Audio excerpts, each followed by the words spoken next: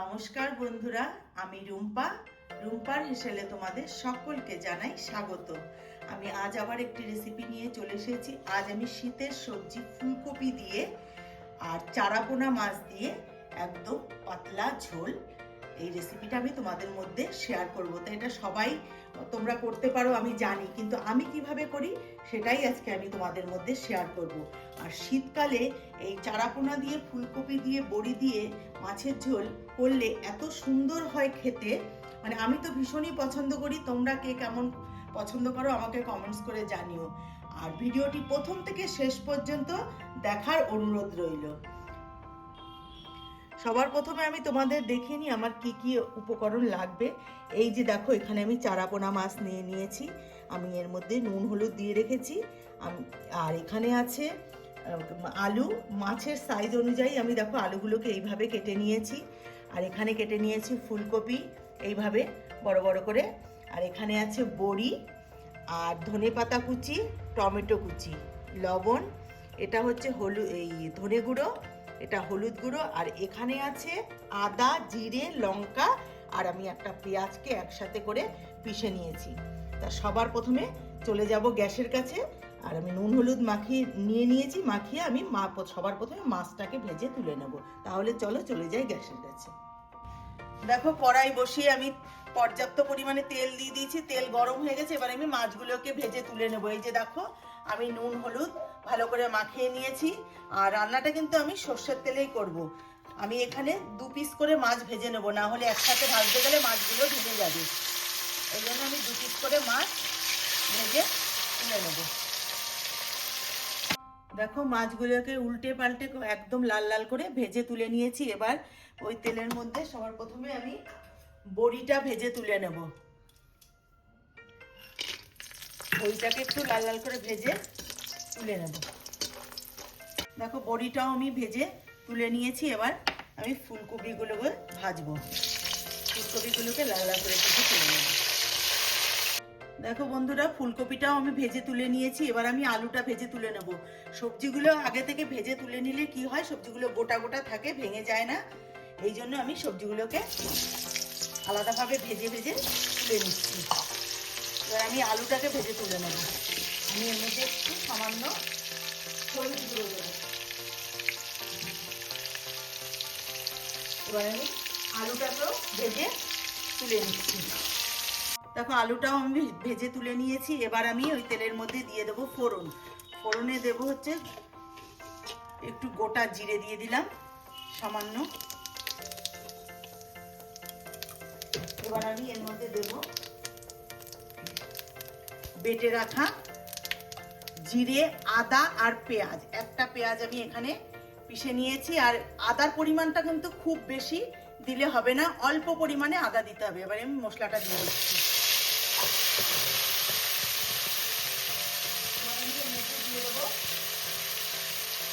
হলুদ গুঁড়ো পরিমাণ মতো দেবো, লবণ স্বাদ মতন দিয়ে দিচ্ছি লবণ।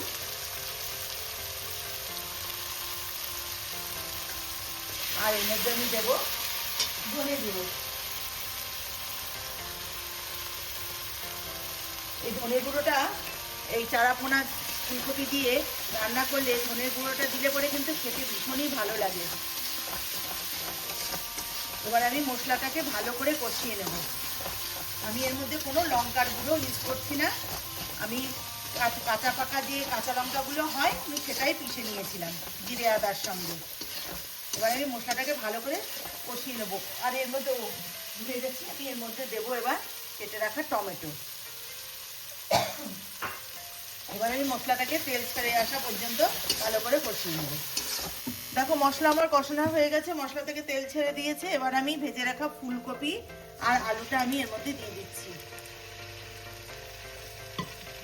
এই আলুটাও দিয়ে দিলাম। এবার আমি মশলার সাথে এটা একটু নাড়াচাড়া করে নেব, নিয়ে তারপরে আমি এর মধ্যে জল দেবো। জলটা আমি আগে থেকে ফুটিয়ে রেখেছিলাম, সেই জলটাই আমি এর মধ্যে দেবো। এবার আমি জলটাও দিয়ে দিচ্ছি। বন্ধুরা, এটা কিন্তু খেতে ভীষণই ভালো হয় শীতকালে। এই ফুলকপি দিয়ে বড়ি দিয়ে চারাপোনা মাছের ঝোল, এটা ভীষণই ভালো লাগে খেতে, গরম ভাতের সঙ্গে মানে খুবই মজা লাগে খেতে।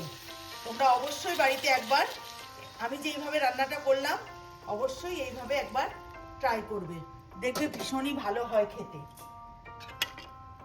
এবার আমি এর মধ্যে দিয়ে দেবো ভেজে রাখা মাছ। আর এটা কিন্তু বেশি ঘন গ্রেভি হবে না, একদম পাতলা টেলটেলে ঝোলটা হবে, তবেই কিন্তু খেতে ভালো লাগবে।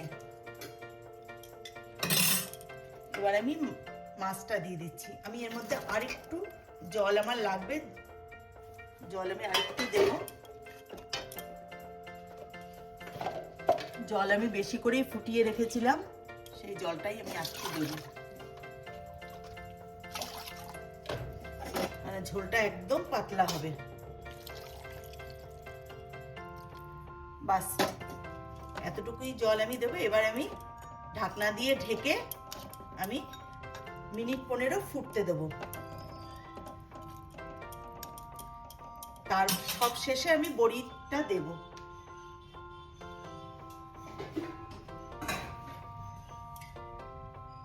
মিনিট 15 ফুটিয়ে নেব। ঢাকনাটা তুলে নেব। দেখো বন্ধুরা কালারটা কত সুন্দর এসেছে। আমি কিন্তু এখানে কোনো শুকনো লঙ্কার গুঁড়ো ইউজ করিনি, কাঁচা পাকা যে কাঁচা লঙ্কাগুলো হয় লাল লাল সেই লঙ্কাগুলোই দিয়েছি। দেখো কত সুন্দর কালারটা এসেছে দেখো। আর ফুলকপি আলুও সেদ্ধ হয়ে গেছে, কেননা আমি আগে থেকে ভেজে নিয়েছিলাম, তখনই 50% হয়ে গেছে, বাদ বাকিটা ঝোলের সঙ্গে হয়ে গেছে। এবার আমি এর মধ্যে দিয়ে দিচ্ছি ভেজে রাখা বড়ি। এটা কিন্তু গরম ভাতের সঙ্গে মেখে খেতে ভীষণই ভালো লাগে, এইরকম পাতলা ঝোল হবে। এবার আমি দিয়ে দিচ্ছি ধনেপাতা কুচি। বড়িটা আমি সবশেষে দিলাম, না হলে বড়িটা ভেঙে যেত। এবার আমি এটা ঢাকনা দিয়ে ঢেকে 2 মিনিট রেখে নামিয়ে নিয়ে তোমাদেরকে আমি দেখাচ্ছি। বন্ধুরা অবশ্যই কিন্তু বাড়িতে একবার ট্রাই করবে। দেখো বন্ধুরা আমার হয়ে গেছে, আমি নামিয়ে নিয়েছি একটা ছড়ানো পাত্রে। এবার আমি উঠিয়ে নেব। তাহলে বন্ধুরা আমি আজকে যেভাবে রান্নাটা করলাম তোমরা কিন্তু বাড়িতে অবশ্যই একবার ট্রাই করো। আর ভালো লাগলে আমাকে কমেন্টস করে জানিও, আর লাইক করো, শেয়ার করো। আমার চ্যানেলটিকে যারা এখনও সাবস্ক্রাইব করোনি তারা অবশ্যই সাবস্ক্রাইব করে নিয়ে আমার পাশে থেকো। আর যারা ফেসবুক থেকে দেখো তারা ফেসবুকের পেজটিকে কিন্তু অবশ্যই ফলো করে নিও। আমার রেসিপিটি ভালো থাকলে, ভালো যদি লেগে থাকে তাহলে কিন্তু প্রচুর পরিমাণে শেয়ার করো তোমাদের আত্মীয় স্বজন বন্ধু বান্ধব সবার মধ্যে। আর সাধারণ ভিউয়ার্সদের বলছি তোমরা কিন্তু আমার চ্যানেলটিকে অবশ্যই সাবস্ক্রাইব করে নিয়ে আমার পাশে থেকো। তোমাদের একটা লাইক কমেন্টস আমার জন্য অনেক কিছু, আমাকে আমার স্বপ্নে এগিয়ে নিয়ে যেতে সাহায্য করবে। তাহলে বন্ধুরা আজকের মতন ভিডিওটি আমি এখানেই শেষ করছি। ভালো থেকো, সুস্থ থেকো, নমস্কার।